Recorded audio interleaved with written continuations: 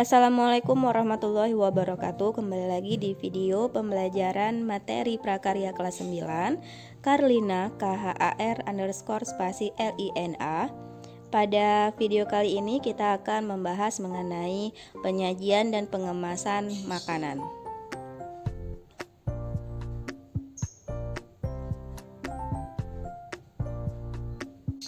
Pengemasan makanan. Makanan merupakan kebutuhan pokok manusia yang diperlukan setiap hari, baik diolah sendiri di rumah atau membeli makanan jadi atau matang yang siap santap. Salah satu yang mempengaruhi konsumen memilih atau membeli suatu makanan adalah dengan cara pengemasannya. Pengemasan makanan merupakan cara untuk menyuguhkan makanan kepada orang untuk diperjualbelikan yang telah ditata berdasarkan komposisi warna, tekstur atau bentuk, rasa, aroma, dan alat kemasan sajian makanan tersebut. Adapun tujuan dari pengemasan makanan itu sendiri, yang pertama, melindungi isi makanan baik dari benturan, cuaca, mikroorganisme dengan pemilihan material untuk kemasan yang tepat serta desain dan bentuk yang baik. Yang kedua, menjadi daya tarik atau pembeda dari berbagai jenis makanan. Pemilihan material yang tepat bisa berupa desain, bentuk, dan teksturnya akan menjadi daya tarik tersendiri bagi konsumen untuk membeli makanan tersebut.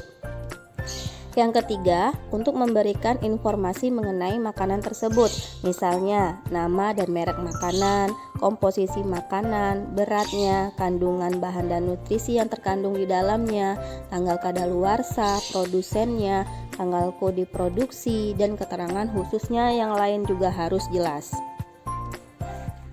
Berikutnya, mengenai jenis-jenis kemasan. Kemasannya dibedakan menjadi 3. Yang pertama ada kemasan primer. Kemasan primer merupakan kemasan yang berhubungan langsung dengan produk makanan. Contohnya kantong plastik untuk produk dendeng sapi, sosis, ataupun cup kaleng untuk kornet. Jadi kemasan primer ini adalah kemasan yang menyentuh bahan makanannya itu sendiri. Yang kedua, ada kemasan sekunder, merupakan kemasan kedua yang berisi sejumlah kemasan primer. Contohnya kemasan karton atau kardus untuk produk kornet. Jadi kemasan yang sekunder ini merupakan bungkus keduanya.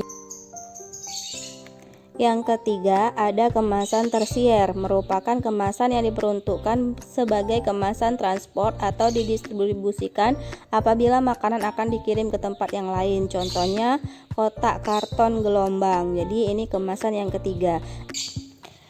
Jadi perbedaan ketiga jenis kemasan ini yang adalah contohnya produk sosis. Produk plastik sosis yang langsung menyentuh bahan makanan sosisnya itu disebut dengan kemasan primer, yaitu kemasan yang berhubungan langsung dengan produk makanan. Nah, biasanya produk sosis itu kan setelah dibungkus dengan satuan plastiknya itu disatukan dalam toples. Nah, toplesnya itu disebut dengan kemasan yang sekunder karena dia sudah merupakan kemasan yang kedua. Nanti setiap toplesnya itu dimasukkan lagi ke dalam kardus.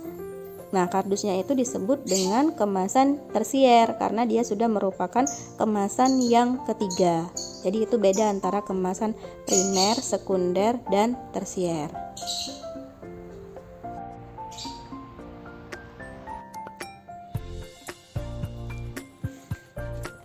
Adapun faktor-faktor dalam penyajian kemasan yang harus diperhatikan dalam menyuguhkan makanan, yang pertama adalah sanitasi dan higienitas.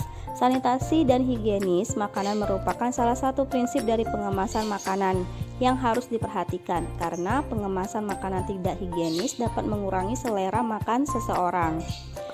Hal-hal yang perlu diperhatikan dalam prinsip higienis ini, yang pertama, jenis makanannya itu harus ditempatkan secara dalam wadah yang terpisah dan diusahakan dalam keadaan tertutup saat penyajian.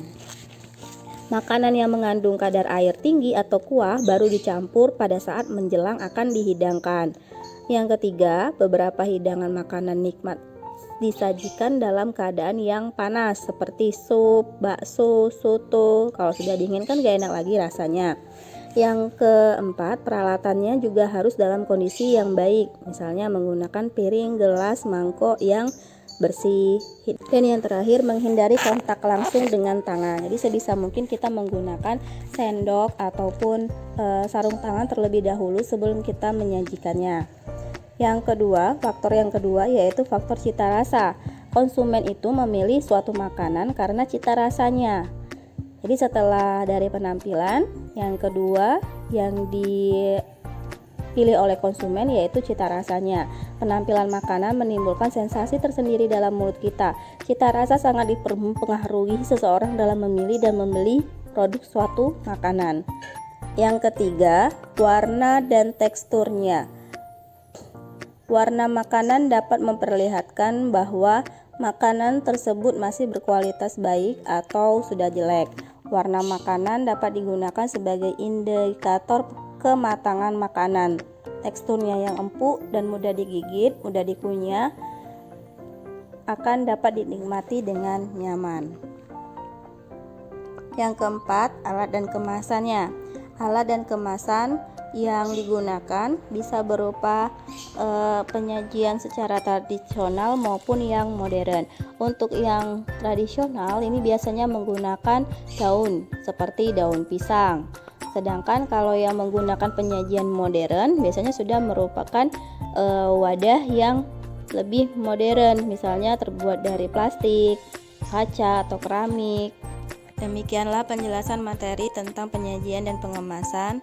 Semoga bermanfaat. Wassalamualaikum warahmatullahi wabarakatuh.